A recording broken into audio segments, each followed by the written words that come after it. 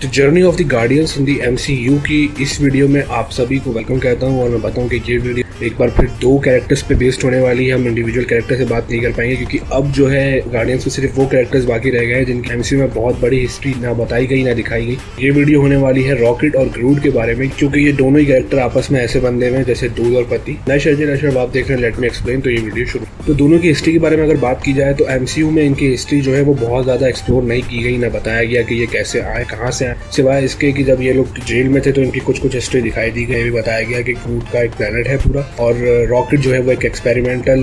Subject है जिसके ऊपर कई सारे एक्सपेरिमेंट किए गए, उसके बाद से इस तरह का बनाया। जबकि अगर दोनों की कॉमिक बुक हिस्ट्री देखी जाए तो वो बहुत जबरदस्त है। जैसे ग्रूट की अगर हिस्ट्री देखी जाए तो वो बहुत ज्यादा अच्छी है, लेकिन अगर रॉकेट द रैकून की हिस्ट्री देखी जाए कॉमिक बुक में तो वो बहुत ज्यादा डार्क है और बहुत डिस्टर्बिंग भी हो। क्योंकि हम इस वीडियो में सिर्फ एमसीयू की बात करते हैं, मेरी सीरीज में सिर्फ एमसीयू की जर्नी के बारे में बात की जाएगी, तो इसलिए अभी हम सिर्फ एमसीयू को ही टारगेट करके चलेंगे। तो रॉकेट रैकून और ग्रूट दोनों साथ में ही हमें पहली बार दिखाई दिए गए वॉल्यूम 1 में, जहाँ पे ये लोग पीटर क्विल के ऊपर जो इनाम है उसको हासिल करने के लिए पीटर क्विल को पकड़ते हैं। लेकिन साथ में सभी पकड़े जाते हैं और फिर पहुंच जाते हैं ज़ेंडार की इंटरगैलेक्टिक जेल में, जहाँ पहली बार ये पता चलता है कि रॉकेट रैकून चाहे जैसा भी हो लेकिन वो इंटेलिजेंट बहुत ज्यादा है। इसी ने गार्डियंस को जेल से बाहर निकलने में मदद भी की, जो हमने देखा था कि इसी की वजह से जेल से बाहर निकल पाए, एक प्रॉपर प्लान बन सका। On the other hand rocket एक फनी कैरेक्टर भी है, जैसे उसको टांग चाहिए थी या उसने बकी का हाथ मांगा। अब ग्रूट जो है वो कुछ टाइम तक सिर्फ एक ही बंदे से कम्युनिकेट कर सकता था, वो था रॉकेट। तो अगर इस बारे में सही से बात की जाए कि ग्रूट की जर्नी कहाँ खत्म हुई, तो भाई मैं सही से बताऊं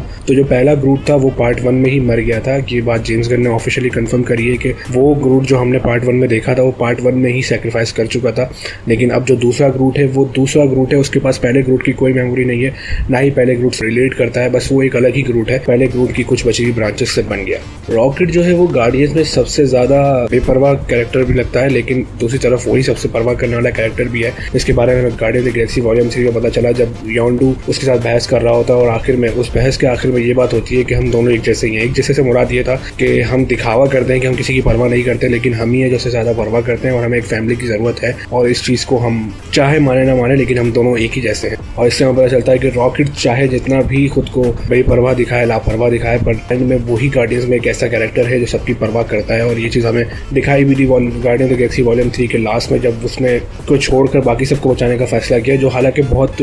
बड़े दिल के साथ फैसला था, लेकिन फिर भी उसने फैसला किया। तो यहाँ तक हम वॉल्यूम 2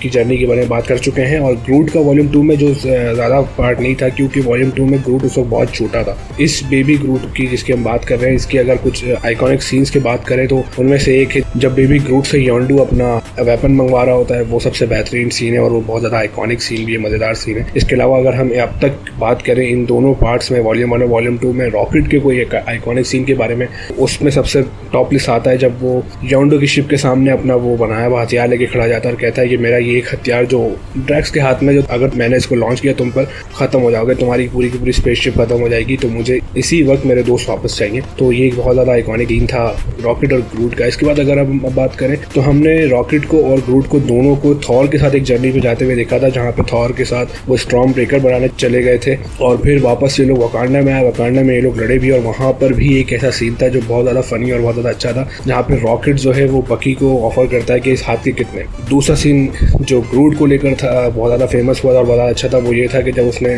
ग्रूट का और कैप्टन अमेरिका के आपस में इंटरेक्शन होते हैं तो आई एम ग्रूट के जवाब में कैप्टन अमेरिका कहते हैं कि आई एम स्टीव रॉजर्स। तो कैप्टन अमेरिका के सीन के बाद जब सारे कैरेक्टर्स गायब हो रहे होते हैं तो हमें पहली बार पता चलता है कि चाहे ग्रूट कितना भी ज़्यादा नाटक करे, लेकिन ग्रूट रॉकेट को अपने एक फादर फिगर की तरह देखता है और वो मरते हुए जो आई एम ग्रूट बोलता है या गायब होते हुए जो आई एम ग्रूट बोलता है वो फादर होता है, यानी डैडी होता है। और उसके बाद अब ये दोनों कैरेक्टर्स रिटर्न कर रहे हैं guardian of the Galaxy volume 3 में। तो वॉल्यूम 3 जो है वो रॉकेट की बैक स्टोरी पे बहुत ज़्यादा फोकस कर रहा है, जिसमें पता चलेगा कि रॉकेट को ऐसा किसने बनाया है और रॉकेट इससे पहले कहाँ था, या रॉकेट का प्लेनेट कैसा है, या रॉकेट के जैसे और लोग कैसे हैं। ट्रेलर में अब तक समझ में आया उसमें ये है कि रॉकेट को बनाने वाला उसे ले जाएगा, किडनैप करेगा और गार्डियंस रॉकेट को ही वापस लेने के लिए उस प्लेनेट तक पहुंचेंगे और प्लेनेट तक पहुंचेंगे। रॉकेट के इस मूवी में मरने के चांसेस बहुत ज़्यादा हैं, अदरवाइज अगर बाकी सारी चीज़ों को भी गौर से देखें तो इसके अलावा भी कुछ कैरेक्टर्स हैं जिन पर हम आगे जाके बात करेंगे जिनके मरने के चांसेस हैं, लेकिन अभी तक रॉकेट बहुत ज़्यादा इस दायरे में है कि वो मरेगा। और तो ये वीडियो यहीं एंड करते हैं और मैं चाहता हूँ कि आप भी बताएं कि आपको क्या लगता है कि रॉकेट ही क्या वो कैरेक्टर है जो मरेगा या ग्रूट वो कैरेक्टर है जो मरे, तो कमेंट कीजिए।